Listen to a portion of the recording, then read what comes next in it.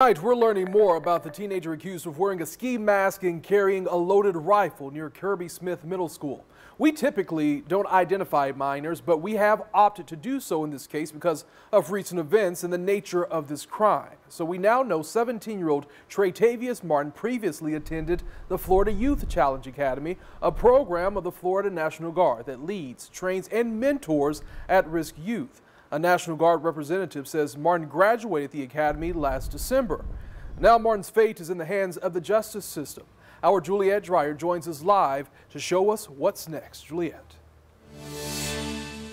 Anthony, this is the path that Traytavius Martin allegedly walked with a loaded rifle in his hand, a ski mask over his face. You can see Kirby Smith Middle School is right there, just over the fence from where we're standing right now. And now, what will the justice system decide is next on his path to adulthood?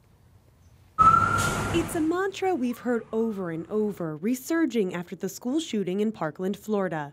If you see something, say something. That's what police say happened Thursday afternoon when a neighbor spotted a man in a ski mask holding a rifle walking quickly down a road that dead ends into Kirby Smith Middle School.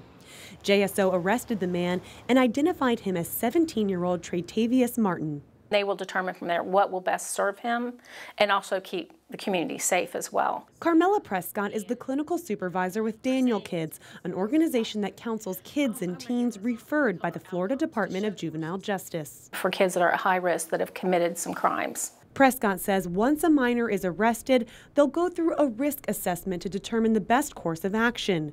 She expects Martin to be ordered to a commitment facility because of the severity of the crime. While there, though, Prescott says he'll receive counseling services, which will continue after he's released. At that point, he could be referred to a program like Daniel Kids, which does in-home individual and family counseling. Find out what's going on, what caused them to make a poor decision, what's going on in the home, and what kind of services do they need us to provide. They also help plan for the future. So I'm always talking about, is it a trade you're interested in?